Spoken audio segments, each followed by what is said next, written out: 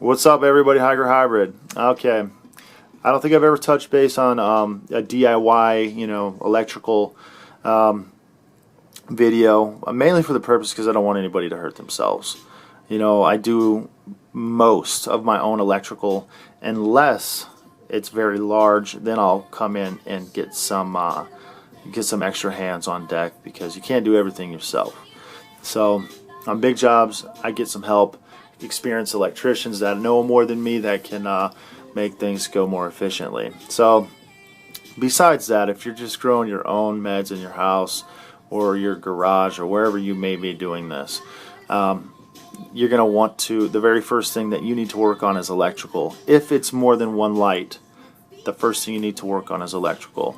If you're running more than one light, I highly recommend that you wire and set yourself up for a 240 volt electrical panel that's going to be able to provide enough power for what you're trying to do. Otherwise, you're just going to work backwards. If you start using the wall and then you try to extension cord somewhere else, through other breakers and where in the house, eventually you're going to be doing this anyway. So you're only delaying the process and making the situation unsafe for everybody. It's more efficient to utilize and consume power on 240 because you're using both legs of 120 and 20, 120 and 120 or 240 from your main service panel. Okay,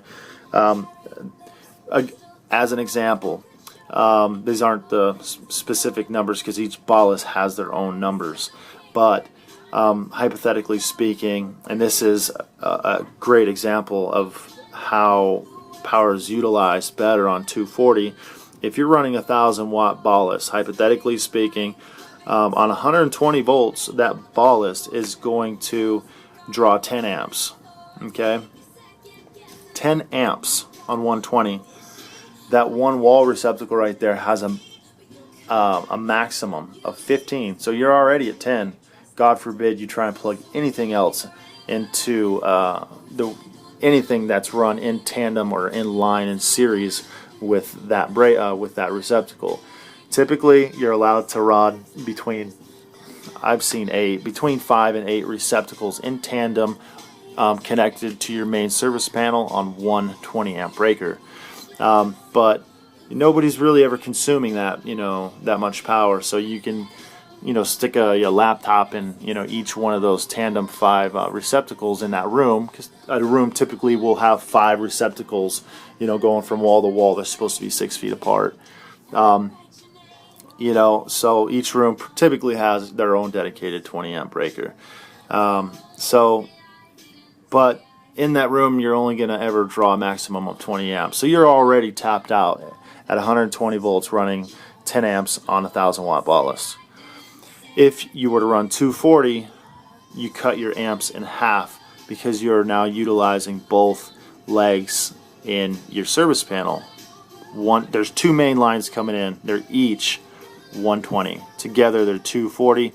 You just cut your amps in half. Okay, and on we go. If you go up to 277 or 400, 400 volts, it's even better. So. But typically, I don't think you're going to find any kind of equipment in our industry past 277 volts. So speaking from just your common 240, which is a huge upgrade for anybody that's looking to run more than one light, do something like this here. What I'm doing here is wiring this up for my veg. I'm going to run 2 lights in veg instead of my usual is just 1. So trying to get this room more square footage. I actually need more power, so I'm hanging another lamp. So we got a lamp here, and we got a lamp here. So now I need to add more power. I can't run 120 no more. So we're going to switch everything over to 240. So let me, as far as the physical labor part of it, I'm not going to, do all that with you, but I will because it's just tedious and I can't film. That would be like an hour-long video or more. So. And I don't have anybody to actually hold this camera and shoot while I actually work with tools in my hand, so I have to explain it to you.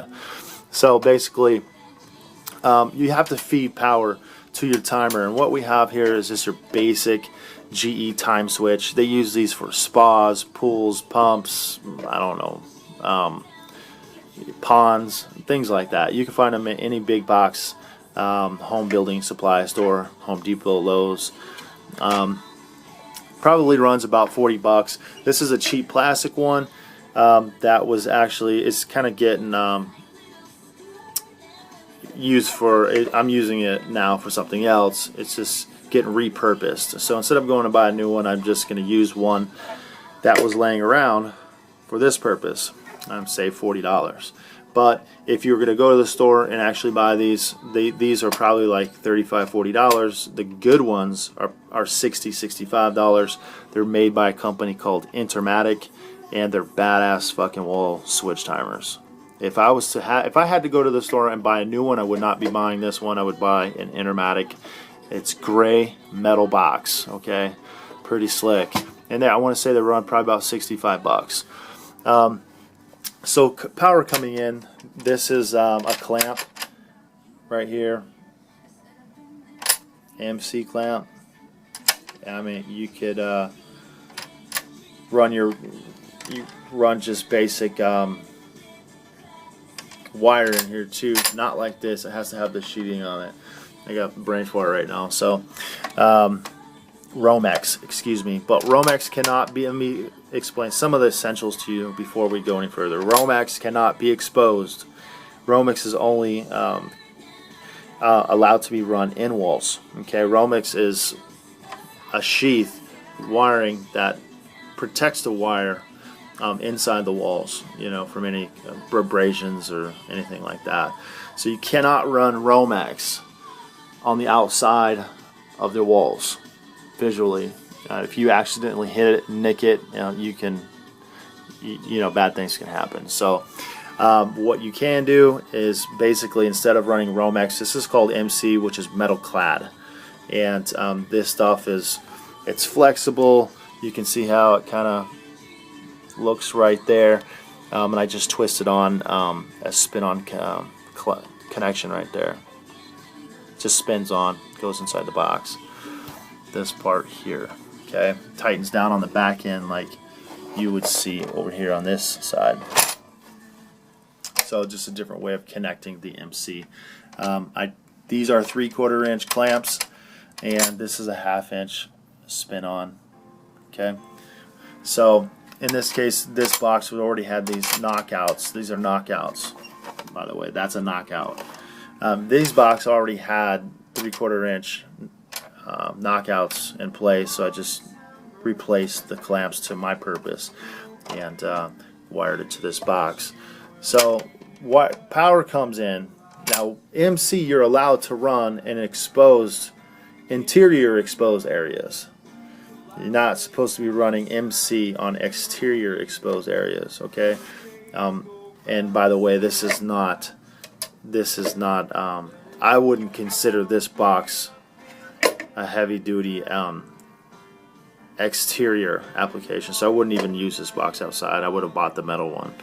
Okay, so knowing that I'm going to be hanging this thing on that wall is perfectly fine for my application. So power, your MC, you can be exposed, and I can just fasten that, every few feet to the wall. All right, if you're running wire that's exterior coming in from outside on a service panel, that has to be EMT. Okay, EMT is a rigid pipe, and they have insulating throat and couplings that you could add to this stuff that makes this stuff watertight. If you're coming in from outside on a service panel, it's got to be a conduit, rigid, or like EMT. Okay, then you're going to need a pipe bender and stuff like that.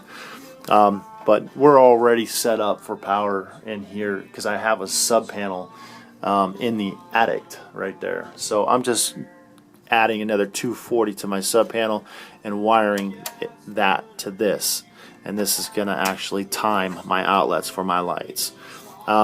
Bringing power in, now that we understand some of just the very basics, we're going to bring power in here, and your timer part is your feed. Okay, but you're also, because we're running we're running this timer on 240. This timer can be configured, most of these, all of them I want to say, can be configured for either 120 or 240 or 277. I mean, they got all kinds of different, 277 on here. So in this case we're configuring it for 240. So the first thing that you want to do is change your dip switch right there. Okay, see, it says 1 is off, 2 and 3 are on, and 4 is off. There are also instructions for this in here. Do not fire or apply power to this before that. That is your first step. Okay, so bringing wire in here, you're going to have to feed these terminals. 120 goes here and 120 goes here. Okay, jumping that power right here, you're going to make a loop that jumps on common 1 that feeds this timer switch, this 120 timer switch, and then the red wire. These could be any color wire. I just understand that the black and red. So both of these are hot. This second leg here coming in, this is also going to be jumped from timer to COM2, which is over here. So you would have noticed both of these screws that I'm jumping is on the end of this here. So this is a power supply. Now that's supplying the timer with power. And once the timer trips, it will feed these lines here, which is, in this case it says no, and then no 2. So no, and then no 2, and no 2 go through here into here, through my MC, and feed my receptacle duplex box. Okay, and these duplex boxes, I have the round one with the raised, half-inch or lip or something. These things are so brilliant. They're just amazingly handy to have. You can configure these things with switches and receptacles and do a multitude of different tasks with the electrical and your grow. In this case, I have it wired just like this because 2 ballers are going here. If I wanted to make this duplex box, I would have just 4 outlets. I would have just bought another one of these receptacles and a duplex cover with 2 receptacles, so it would be 4. In this case, I'm only wiring this with 12-2 wire, which is 2 hots and a ground. So each of these wires are hot. This black is hot, and this wire is hot because when the timer kicks these on, it kicks this on, and it kicks this on, and they engage. There's little springs in here. You guys probably don't need to know this, but just so you kind of understand how this stuff works. And then once the timer is on, it feeds power each one of those 120s down. Now notice that I'm still black over here, but right here I'm white. That's because this red wire and these black wires over here were just standard THHN wire that I had laying around, and I could have made this black wire right here a white wire so it would look cleaner, but in the end it's all the same. Just know what you're doing and understand this before you do it. And if you don't understand or you really feel uncomfortable doing any of this, please do not do this or attempt to do this. These are for the people that kind of know a little bit, but maybe they want to know a little bit more, or they're unsure, they have some basic questions. This is just that guide to help you achieve what you probably already know how to do. So basically your ground is going to be wire nutted in here. I'm not running, so here feeds the power, and this is your ground. Okay, this is going to go to, by code, everything must be grounded. So that means when it comes in this box is not metal, so I cannot ground it. That's just a given. Okay, so I'm going to wire nut it, feeding power. I'm going to wire nut this here, and this ground does come into this box also, and it's wire nutted inside. I'm grounding the box, I'm grounding the receptacle, so individually. So the receptacle and the box are grounded. So there's 3 green wires in there, wire nutted together. Okay. And then you have your black and your red going to each terminal on the receptacle. Again, 120 plus 120 equals 240, and then you have your ground. Now this box is wired for 240 and you're safe. Okay. This is a 20 amp receptacle. 20 amp, they have this cross right here. If it's a 15 amp, you'll notice right away because it'll only look like that. 20 amps is this, but this is the professional heavy duty grade, you know, whatever. It was the expensive one. So now that we understand how to hook this up, yeah, now I just got to get this on the mounted on the wall, bring the MC down from my sub panel, and I got to feed power to here. Before we tighten these down, we're going to feed power to both of these.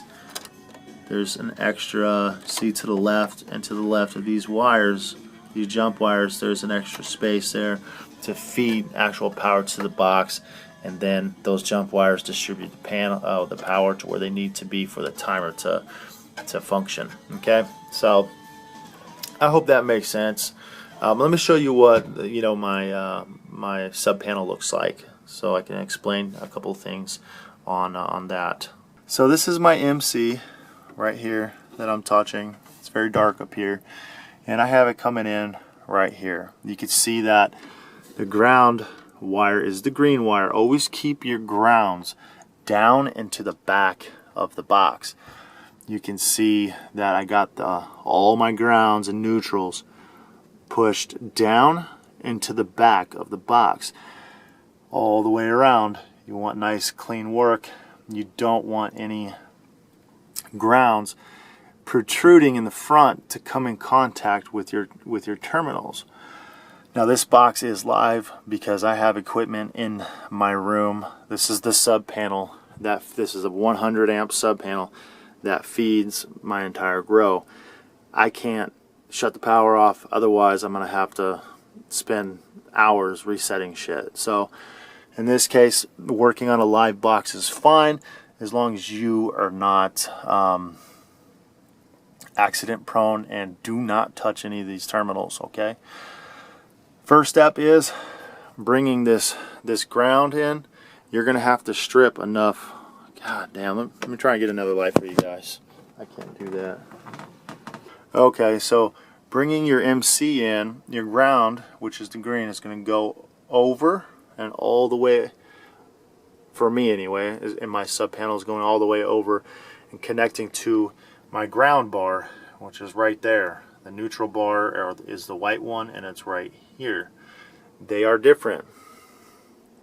In a sub panel, your ground bar, which is there, and your neutral bar are separated, which means they are not connected together because this is not a main panel. Only your main panel has your neutral bar and your ground bar tied together in the center. I'm not at my main service panel, so I can't show that to you, but basically in the main service panel they're tied together, but they are different. Okay, so that said, first thing you're going to want to do is connect your ground. Again, I'm not going to do the actual labor part, so you want to make sure you've pulled enough wire through. In this case, you can see that my breaker was a square D 20 amp breaker right here is 240, is going to go right here. So in reality, I probably only needed 6 inches on this white and this black wire to complete the connection to the breaker. But I need the green wire to go over, up, and all the way around. So in that case, I had to pull out a whole bunch of wire and unwind a whole bunch of metal clad around to get that length I needed for the ground. Okay, so connect your ground wire. The next thing you're going to do is you're going to connect your white and your black. See, white and black. It doesn't really matter in configure in which way you wire this to this, because you got to understand that both of these are 100. Each wire is 120 volts. Okay, so together 240 volts. But code, when you're just wiring this black, white, or black, red, black, red, black, red, that's typically how it goes. So and that's on your main panel. You see how I do that on my sub panel too, so I can match the load distribution between each bar, 120 coming in off the main service panels. So what you're going to do is cut your wire to length, okay, your black and your red accordingly, and then you're going to connect them to each one of these wires, black, red, or black, in this case black, white, because that's what I'm feeding through this MC. You're going to connect those to the terminals, tighten those down, and just leave this breaker off. Do not connect this breaker to your service panel or your sub panel and then hook up the wires. You're going to shock your ass, okay? You connect your wires first, and then once everything's good to go, then you clip this in the off position, okay? Not the on. So that means off. Make sure, do not skip that step. When you go to throw this breaker, when you power it, you'll flip it on, and then that will power my timer in this case, or your equipment, however you choose to wire this stuff up. So there you go. Connect those wires, leave this until the rest of your work is finished. Once the rest of your work is finished, then you can come in here and pick it up, because it's already your wires will already be connected, and then you can clip it in with the power off. Okay, and once you're ready to apply power to your project, you can go ahead and push that on, okay, once everything's done. So that's it, guys. If you guys have any questions on, there's a face plate to my panel, so you know this is never exposed. It does have a plate in the front of it, okay? So basically, there's a 100 amp panel, and it's more than I need, but at the same time, if I need power, it's here. Always think about that, guys, because you might want to expand, and if you didn't do it right the first time, you're going to have to do it again and again and again. Don't backpedal and try and save $1, because in the end, you're going to end up spending $5 just because you tried to save $1. It's just do it right the first time. Get the equipment that you need, and set yourself up for success from the beginning, so you're never having to do these things over and over and over and over again. And I know I'm kind of practice what I'm preaching here for a second, because in veg, I've always, for years, I've only run one light in veg. Just recently now I just feel like I want to go two, so I'm gonna add a second receptacle and actually instead of running on 120, I'm going to run 240. So now I have a room for expansion, and if I wanted to, I can. This is only a 6-slot box, but it's wired for 100 amps. If I want to, I can actually change out this box for a box that has more slots in it. But this is all that I'll ever need. One breaker for veg, lights, AC equipment, and that's about it. That's about it, guys. Alright, if you guys got any questions, go ahead and hit me up. Don't be cheap though. Alright, set yourself up for success in the beginning. Alright, guys, I'm out of here. I'm going to finish this job because it is hot as fuck up here. I swear to God, I'm sweating bullets. Alright, peace.